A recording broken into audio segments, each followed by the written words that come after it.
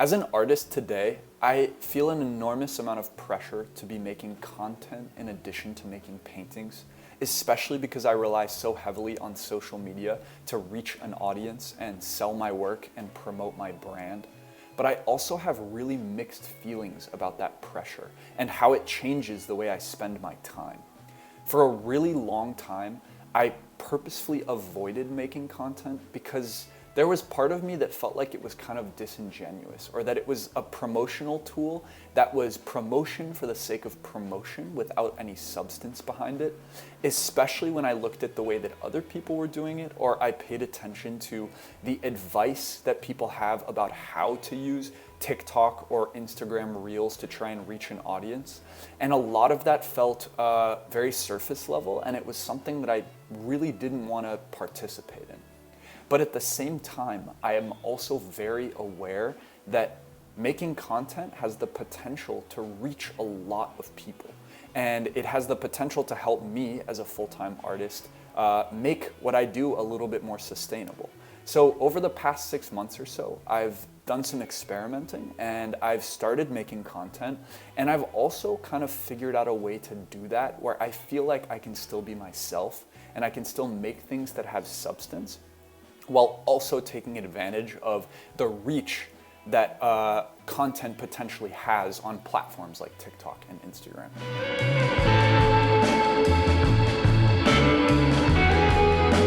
I consider myself to be an independent artist. And when I say that, what I mean is that I create all of my own content. I'm also totally in charge of all of the marketing that I do, all the promotion I do. I run my own Instagram feed.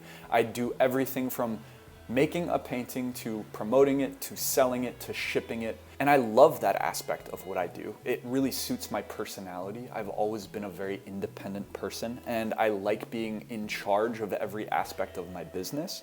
But it also means that I don't really have the benefit of relying on other people to help me. So I don't have galleries that are representing me that can connect me to buyers. I'm not affiliated with any kind of organization or institution that helps me promote what I'm doing and sell my work. And so all of that responsibility falls on me. I have to find a way to reach people as effectively as possible, but also in a way that's manageable and in a way that I can still focus most of my time and energy on painting and doing the work. And honestly, my favorite way of doing this is really just doing it in person and doing it in a way that feels local and organic. I love being able to actually interact with people who see my work, who buy my work, who are interested in what I'm doing, who want to commission. It makes the process feel a lot more intimate, and it also helps me feel like I'm building a community around what I'm doing as opposed to just selling a product to somebody. I do feel really lucky because I'm part of a collective here called Fruit Juice Collective. I'll link us down in the description. And we do a lot of pop-up shows at coffee shops and bars around the city, and that provides me with an avenue to be able to reach people locally, and it's very, very rewarding to have that. But when it comes to building a brand and expanding my reach, I can't just rely on local engagement, especially when a tool like the internet exists that allows me to reach a global audience and interact with people all over the world who might be interested in what I'm doing and might potentially want to buy one of my paintings or commission a piece from me. I think it would be kind of irresponsible to totally ignore that aspect of it, as much as I do like creating relationships in a local way and building my reputation in the community that I live in. In order to be able to support myself as sustainably as possible, I also do need to be putting energy and time into my online presence. And at the moment, it seems to me like for artists and people who are promoting creative pursuits, social media platforms like TikTok and Instagram are kind of the best way to go. So I am in a position where I do kind of rely on social media to be able to get the word out and to allow myself to keep doing this every day. Whether I like it or not, I do have to kind of participate. The moment I started using Instagram more actively to promote my art, I started seeing a lot of information about tricks or systems or hacks that you can use to try and go viral or to try and reach a bigger audience. And I realized that, like a lot of things, it is kind of a game in a way. And if you see Instagram or TikTok as a tool for promotion, there are certain ways that you can approach that in order to benefit yourself as much as possible. And there's definitely part of me that wants that. Like, I would love to be able to have a bigger reach and have not only more potential customers, but also more people who are engaging with what I do, and people who are interested in what I do. So there's value in being able to broaden my audience, but at the same time, it also means that I'm kind of beholden to whatever trends or tools are most popular right now on those platforms. And from my perspective, over the past year or maybe even longer, that means content creation. That means short videos, whether you're posting them on TikTok or YouTube Shorts or Instagram Reels. That's the kind of stuff that gets attention. If you listen to people who know a lot more about this than I do, that seems to be the best and most effective tool right now to be able to reach people. Which means that if I'm participating in social media generally, I feel this second layer of pressure to also use the tools that are available there that are going to give me the best results as much as possible. And obviously, I don't have to. Like, I understand at some point that it's my choice. I get to decide whether or not I participate in this and whether or not I want to explore these tools and use them to potentially service my business and also allow myself to keep painting every day. I know people who don't make content. They're artists who just post photos of their paintings, and they're successful and they're able to sustain themselves. And I think they're probably using other tools that I'm not aware of to promote their work, but they're able to do it without creating content. So I understand on some level that this pressure is, yes, external, but it's also something that I put on myself, and I ultimately am the one who has the choice to decide whether I participate in it or not. And for a long time, I really didn't give into it. Like, I saw that people were making reels and people were getting on TikTok, and that platform seemed to be kind of expanding and becoming more popular. And I avoided it because I really wanted my work to speak for itself. And I also felt in some way that there were, other avenues that I could use in order to promote my work and get myself out there. And for the most part, that was true. Like, there are definitely other ways to build a reputation and use social media without having to create all this video content. I'm also the kind of person who really doesn't want to do something if everyone's doing it. Like, I don't like the idea of just hopping on a trend, and that's kind of what it felt like to me for quite a while. That's can be a good characteristic. It can also bite me in the butt. But regardless, that's who I am, and that's kind of how I approach a lot of things. So that's also part of the reason why I wasn't interested in making content for such a long time. But my attitude kind of started to change when I realized that if I wanted to really make a sustainable business out of this and actually make a living as a painter and allow myself to keep doing what I love every single day, then I had to at least try the various tools that were available to me and see if they worked. And it stopped being so much about my personal feelings towards, using these promotional tools and whether or not I agreed with them or liked them, and more kind of a necessity, right? Like, if I want to make this work and I want to make money doing it, then I kind of owe it to myself to try and experiment with whatever's available. And if it doesn't work, then I will stop using it. But there's also a potential that it might. Even with that shift in mindset and kind of my first attempts at trying to make TikTok videos and Instagram Reels, I still approached it in the same way that I approach a lot of things in my life, which is by not listening to what other people told me I should do or how I should do something, and kind of just trusting my gut and allowing myself to come up with a method that worked for me, as opposed to just doing it the way that everybody else says that you should.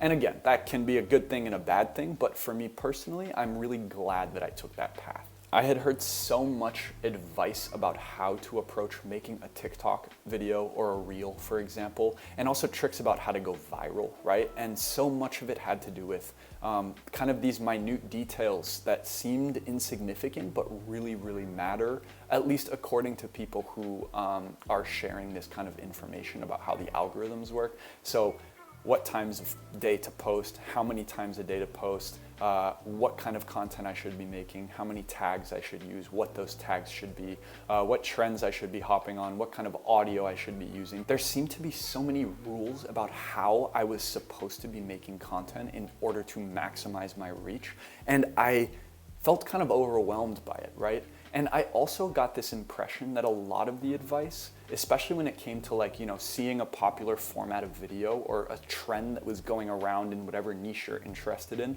and then making that same video yourself and using trending audio, a lot of that to me just seemed like trying to ride this wave of whatever's popular. And I don't know that necessarily, you might get lucky and that might pan out for you. You might have a video go viral or get a lot of attention. But to me, it seemed a little bit like promotion for the sake of promotion. And even from the get-go, if I was going to explore making content outside of just painting in order to promote myself, I wanted to do it in a way where I still felt proud of the things I was making. I wanted it to be some other form of creative output as opposed to just a blatant promotional tool. And I also wanted the content I was making to feel meaningful to me. Regardless of whether or not other people were watching it, I always feel so much better if I'm making something that I'm proud of or something that I actually believe in, right? And so I kind of ignored a lot of the advice and the rules, let's say, that people were telling me I should follow, and decided to kind of just forge my own path and experiment with making content according to the rules that I set for myself. And I'm so glad that I decided to go in that direction, because now when I am creating content, I don't feel like I'm doing it because there's an expectation for me to do it. I'm doing it because there's genuinely ideas that I want to share. And when I'm making a short piece of video content for TikTok or for Instagram or for YouTube Shorts, I'm doing it as almost like an addendum to the rest of my practice. So even though painting is always going to be at the heart of what I do, there's also other parts of what I'm working on and what I'm thinking about that I think are interesting or valuable to me, at least, that I like being able to share with people. And so content creation has actually allowed me to put that out into the world in a way that I wasn't able to before. And I really do only post something if I have something to share. I try not to let these expectations of how often I should be posting control me. And so I'm not posting every day. I'm definitely not posting multiple times a day. I'm posting when I have something ready and when I have something that I'm proud of and excited to put out into the world. And otherwise, I really try not to let that get to me, even though there's so much rhetoric around posting all the time and maximizing the algorithm and all of this. I also don't really pay attention to what kind of videos are trending or what audio is trending. I actually am not really a user of TikTok or Instagram Reels. Like, I don't spend time watching content.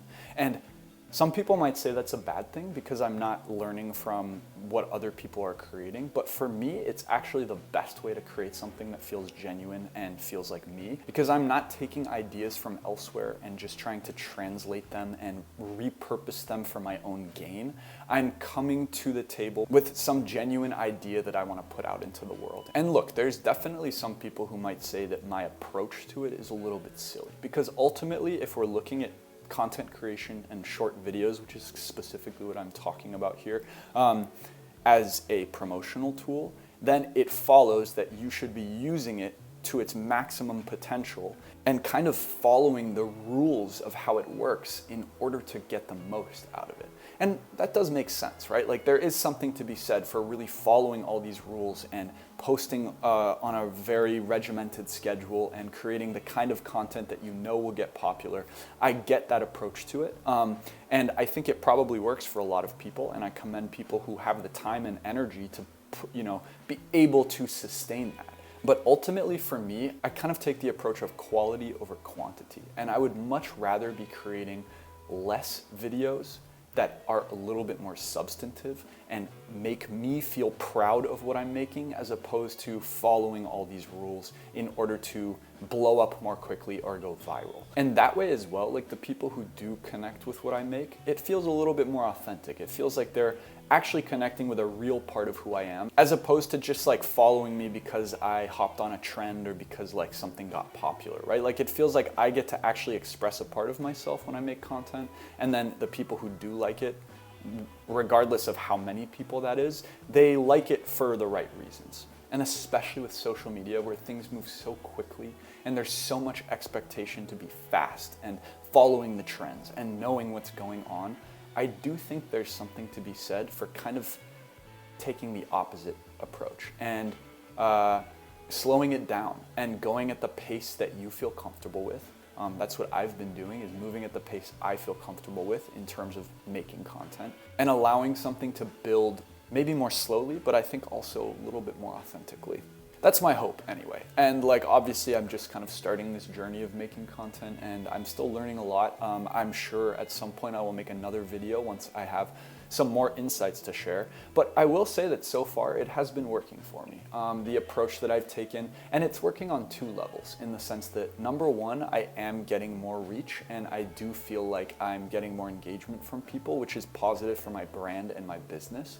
But on the other hand, I also feel like the benefit of my approach to content creation is that I am making things that I actually enjoy making and add some value to my life outside of just being used for promotion.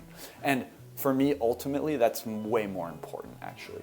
It doesn't feel like a chore to me, even though when I started thinking about doing it, it really did seem like a chore. And I know that I felt this expectation to be creating content was really overwhelming for me, especially when I got to a point where I felt like it was important to have a bigger audience and to reach more people in order to be able to support myself. But I think just even that simple thing of letting go of a little bit of that expectation and pressure and allowing yourself to just create what you're interested in creating will ultimately guide you towards something that is going to be a better reflection of what you're looking for, because it comes from a genuine place.